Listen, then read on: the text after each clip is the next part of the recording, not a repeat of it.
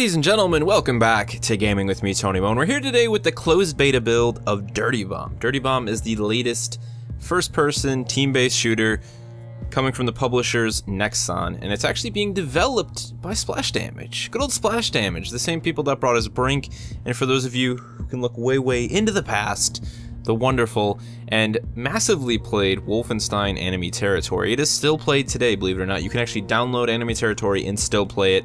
The music is still there and the nostalgia is still there. However, I did not find the game quite as fun as I used to be, but man, that game though, really good memories. That was definitely the heyday of Splash Damage, and since then they've tried a lot of different things. They did Quake Enemy Territory, which was an alright experience, and now they're here with Dirty Bomb, which takes a lot of bits and pieces from their past games. No real parkour system from Brink, none of that stuff, but a lot of the constructible environmental objects and things that were popular in Enemy Territory, and even some of the game modes are very similar to what some of the game modes we saw in Enemy Territory are now here in Dirty Bomb. It's updated, and the one thing it definitely has immediately, the first thing you recognize when you play Dirty Bomb is character. They've always done a really good job with their art style. I loved the art in Brink, I thought it was wonderful. And they did some really great stuff with Enemy Territory back in the day, you know, as early on as it was. So let's take a look at this game. Let's check it out. It's currently in closed beta. It is going to be going free to play on Steam, actually.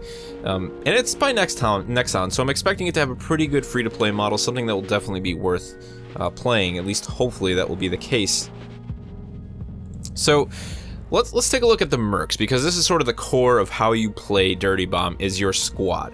So you'll have 3 different characters available in your squad when you go into battle. You can swap between them in between respawns, and basically they're 3 different classes. So Aura is our medic.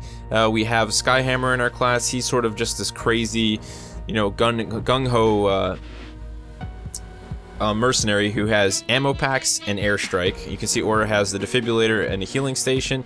And then we also have Fragger. He's one of the ones that's thrown into the rotation, even though I don't actually own him. He's all about crowd control, so basically light machine gun and a frag grenade. But you'll see we also have a couple other ones here. We have Proxy, who we can eventually unlock. She runs a shotgun and proximity mines. We have Artie. He's basically another artillery designator class with an ammo pack. We have Sawbones, another type of medic. And then we also have Vasily. Vasily Zaitsov, anyone? Who is the sniper. I'm sniperer than the other snipers. I'm the sniperest sniper there is. So you can get an idea of the character that this game actually has. Now, the other cool thing that the game is using, haven't got to experience this yet, I'm waiting to unlock my first one, but if we go into our full profile for each of the different mercenaries, we can go and look at our loadout cards. Loadout cards are loadouts for the character. So not only do they change what looks like the appearance of the class with different camos, they also give you different pieces of equipment, different weapons, different secondaries, and even some different augmentations. So these are actually cards. Some of them are random, some of them are rare, and basically I imagine these cards are going to drop. You're going to be able to equip them, so kind of cool. You'll also see a small example of some of the free-to-play stuff here. We have boosters and crates, so you imagine you'll be able to buy crates and then buy keys to unlock the crates. Similar to what CSGO does, actually, so just in a free-to-play setting, I imagine. We can also take a look at our profile. We'll get a basic idea of our current statistics, our win-loss ratio, our kill-death ratio, our score per minute. You can put a clan tag in, rep and praxis over here, and then there's also badges, basically, that you earn in the game, so lots of different stuff, you know, kind of the standard fare for what you'd expect from a first-person competitive shooter. But let's go ahead and hop into play mode. Currently, there is only competitive available in the beta. We can only play one game mode, which is objective mode, which is very similar to the objective mode that was available back in the day of Enemy Territory. You'll see that in a minute. This kind of upsets me. There is training. I wish they would have had the casual match open. I feel like you're throwing a lot of people into this beta that have been handing out a lot of keys, and objective mode, number one, punishes you for leaving early. There's a lot of just fixed time and fixed teams. This really isn't the way for people to experience a game like this. It's like playing Counter-Strike for the first time and being thrown into ranked competitive instead of casual, but it is what it is. Let's just get into a match, and let me show you guys what Dirty Bomb's all about. It is, at the end of the day, what I've played so far, very standard team-based fare. I mean, you have the medic class, you know, the classes obviously are built to work with each other. There's a lot of synergy that needs to happen for a team to be successful. And the game modes themselves, you know, are very similar to what we've seen in things like Brink in Enemy Territory. And I don't think that's a bad thing, because not a lot of games do game modes like Splash Damage. It's just a matter of whether or not they can make them balanced, because I think that was one of the biggest issues that that Brink had at the end of the day. And also that, you know, going back, that Quake enemy territory had it. I think it's why it didn't really take off as well as the original enemy territory, which was, of course, also like loaded with nothing but mods. There was a lot of modded servers for that game.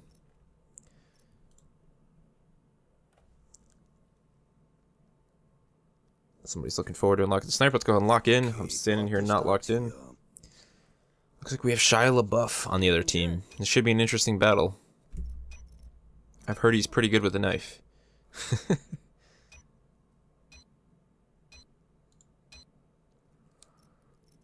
So I haven't actually played on Train Yard yet. This will be my first time on this map. I kept getting Chapel over and over, but basically the objective modes vary based on each of the different maps you go to. So in this case, we have to defend the track controls, we have to defend the blockage carrier, and we have to prevent them from delivering the data core. They're really all the same sort of concept, just skinned differently is the best way I can put it. So we have 3 different classes. We start off spawning in a Skyhammer. Let me see what other guys are rolling here. I definitely don't want to run a bunch of the same thing. Get a sniper. I'd like to play the medic if possible.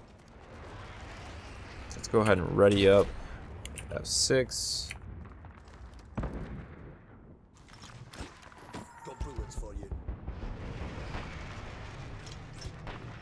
Let's just throw all of our stuff just for the fun of it. So you can actually run out, start killing each other, sort of like a warm-up, you know, get used to all your abilities and stuff until everyone readies up and it's good to go.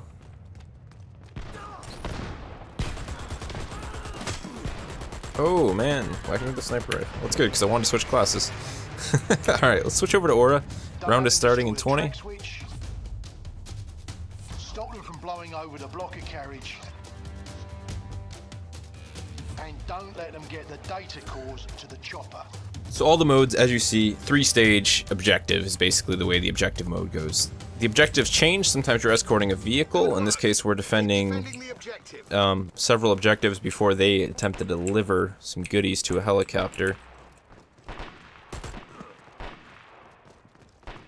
Sadly, I can't get this game to stay above 60 when I'm recording, just too much variation, so you guys aren't going to be able to watch it in 60 FPS, which is upsetting. It's a pretty quick first-person shooter. I would have liked that to happen. Let's go ahead and throw down our health station, basically our ability to heal teammates on the spot as long as they recognize it's on the ground and make use of it. Let's see if we can't... Oh, getting tagged from behind by that sniper. Dude's going to do some serious damage if we don't take care of him. Let's see what I can do. So the cool thing about the deployable health station is, of course, you know, experience in this game is an important thing. The more experience you earn, the more points you'll get at the end of the day. I should have threw down a healing station. Silly of me, but we did end up taking her out in the end. So experience is a heavy part of the game. So when I actually deploy a healing station, I get 20 XP. I can also reclaim the healing station, I will get a bonus 10 experience.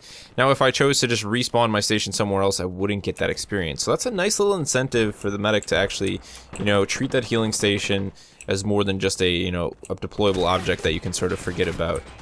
If it is destroyed, it will go on cooldown, and then you'll have to wait.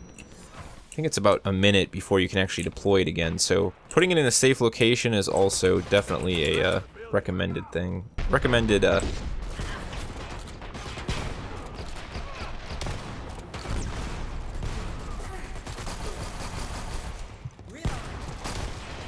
This is not working out well for me. I put myself in a really bad situation. All of the different classes as well, they seem to have different health amounts, so the more smaller classes, less armored classes, as you know, pretty much can see, they definitely have less health than somebody like the Fragger, who's much more heavily armored. He's also just a bigger character model.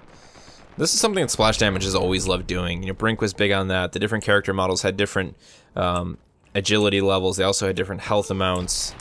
That's just like their thing, which I feel makes the game very difficult to balance, and that's one of my biggest concerns with this game going forward, but hopefully they do just a ton of beta testing. Health station is online.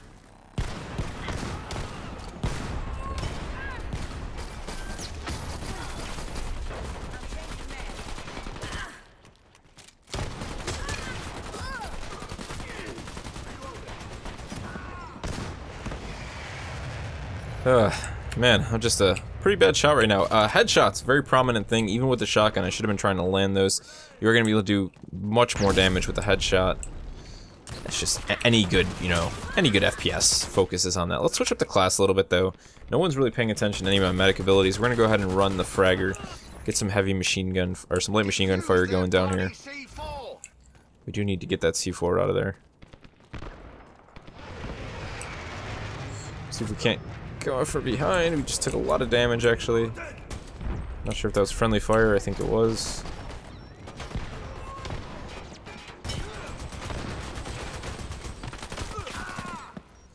It's not going well for us right now, that's for sure.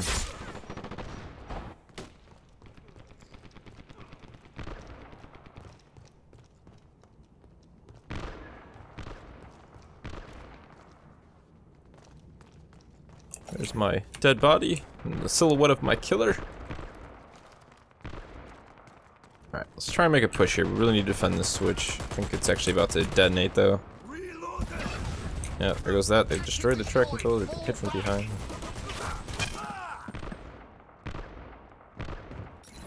My micro, it's just not here right now. No aim assist in this game, you know, none of that nonsense. I mean, it's a raw first-person shooter, as you'd expect from Splash Damage.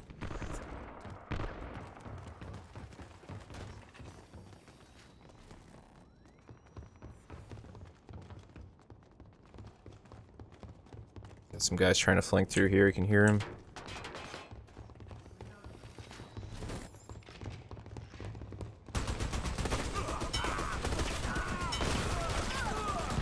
Ah, there's a whole team trying to flank through there.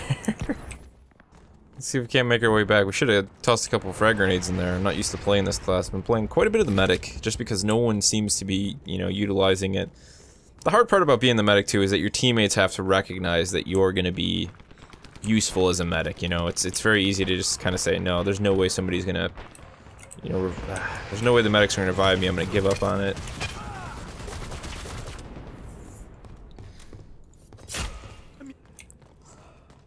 Which, it's not just the medic that can revive the other players as well. I should mention that you can actually revive if you're not a medic. It just takes a little bit longer. You don't have the capabilities of the defibrillators on your side. But you can definitely revive a teammate. You know, they just have to be willing to wait it out and actually let you revive them rather than just dumping tickets. There's no tickets in this anyways, you just respawn, but...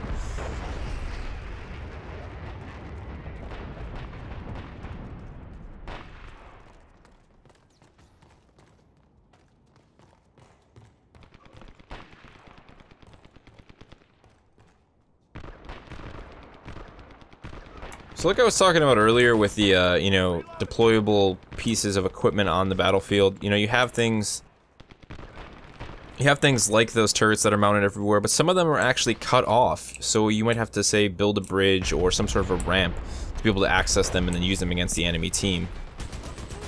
Nice flank there, I'm happy with that.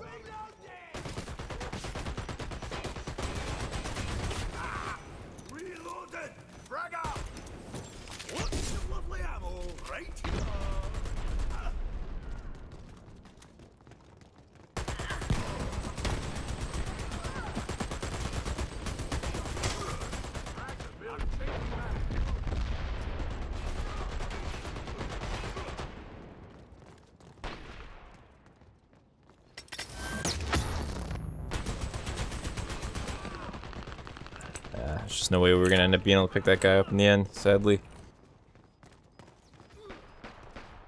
I'm changing mag.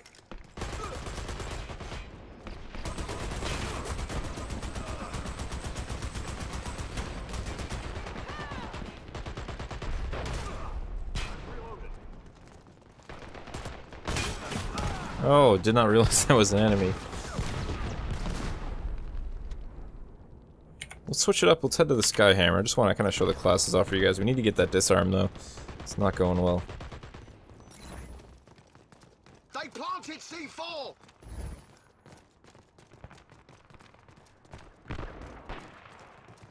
Well, let's get on that.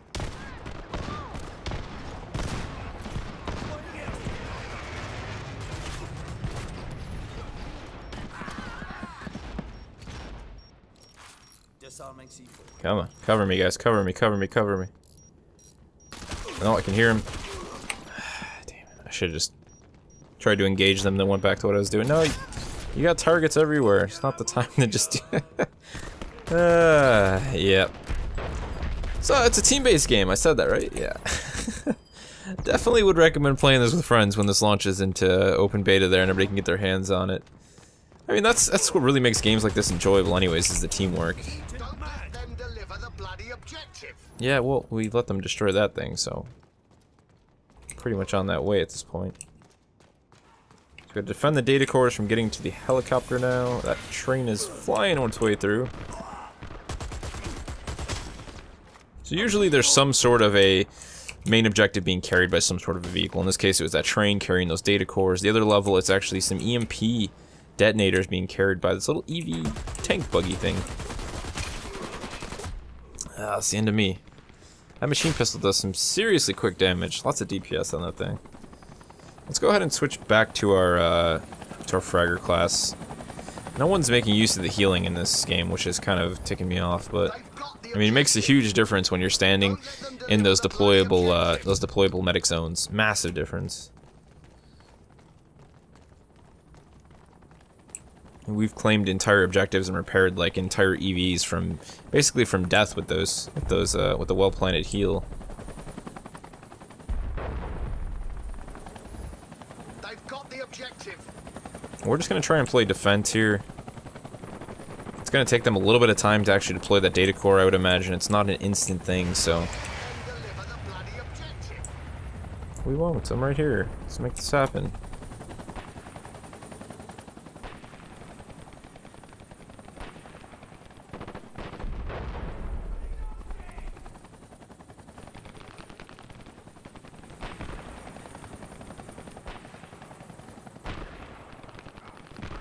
It's questionable that our team would let that helicopter just hover there, knowing that it was going to be picking up their data cores for them, that we wouldn't just nuke it out of the sky, but hey, it is what it is, I guess.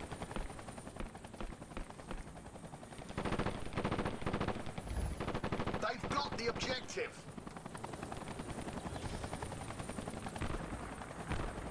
Alright. My patience is running thin. Oh.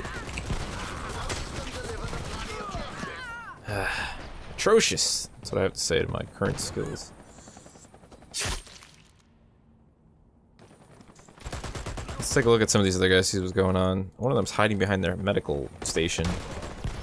Oh no, that's the data core. Nice, nice.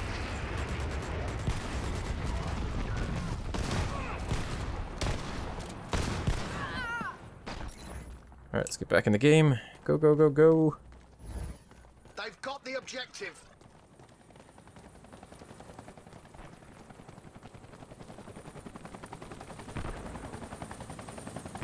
Don't let them deliver the bloody objective. We'll do our best. We'll do our best.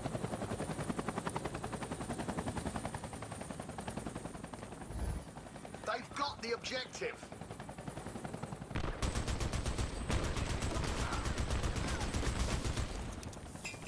Frag out! Don't let them deliver the bloody objective. Question is, where do they come in from here? Do they have to walk all the way around?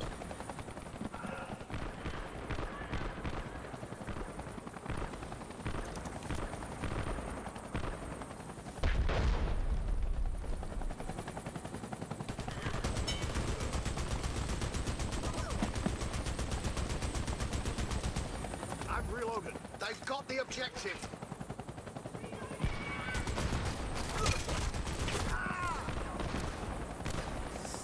Damn sniper in the window, man. Oh, good heals, good heals.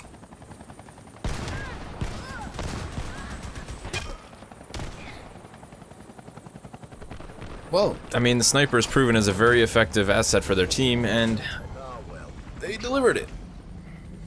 So defending seems to be one of the most difficult elements of the game. It's the first time I've only won one defense round, that's what I should say. We almost always lose them. They're very, very difficult. They just require such an extensive amount of time for your team to actually hold back, which is rough. But you can see the credits right there. Basically, completing these daily missions is how you earn those credits, which is what allows you to buy those different classes. You also see we have our base experience, so that's the end of that. Let's go ahead and head back to the lobby. I imagine that will all be, you know, implemented with some sort of a actual IRL currency, a real money currency eventually, whenever they decide to do with this game. And decide to drop it free to play, but that's been Dirty Bomb. I mean, there's not much else there. That's currently the game modes we have is the objective mode. I'm interested to see the stopwatch mode. I'm looking forward to them implementing more maps and all of those different things. But it's nice to see this game in closed beta. I mean, it appeared on Steam like a month ago just randomly and then just kind of sat there. Now they started passing out closed beta invites. Don't know when it's going open beta. I mean, I think the polish is there. There's not a lot of bugs and glitch issues. I know balancing has a long way to go, so to me it would just be smart for them to try and get this into open beta as quickly as possible. Get more people into the game, playing with it, messing with all the different weapons, and then they'll have more feedback and they can spend more time and more accurately start balancing the game, tweaking the different classes, the damage models. It's going to be a very hard game to balance, in my opinion. I think it's a bold decision when you have different character builds, different class builds that have for different body types that then can absorb more damage. It's you know, it's definitely an interesting thing, and it creates another layer of teamwork, because not only does your team have to use their equipment to help each other, you know, the medic healing and, you know, ammo supply being thrown down, but you also have to think about how you engage in certain combat situations with different classes. If you have a whole team running around as the medic, not only do you have a whole team with medics and nobody with healing, but you also have a whole team of very weak, low HP characters, so a whole nother layer of balance there. But keep an eye on Dirty Bomb, guys. I'll be updating the game, you know, taking a look at it every time they add more content or make any big changes to it. We'll come back to it, but let me know what you guys saw here. Does it look like just another team-based shooter to you? Is there anything sort of attracting you to this? Any reason to stop playing something like CSGO or Insurgency or whatever you play as a team to check out Dirty Bomb? Frankly, I don't think there is a reason right now. You know, apart from the game having, you know, some nice character design, there's really not much else going for it. So we'll see what they can do moving into the future and just how much more they can bring to the table to make Dirty Bomb stand out and, frankly, what is a pretty crowded team-based FPS crowd. If you have any other questions, feel free to leave them in the comment section below, and I'll see you in the next one.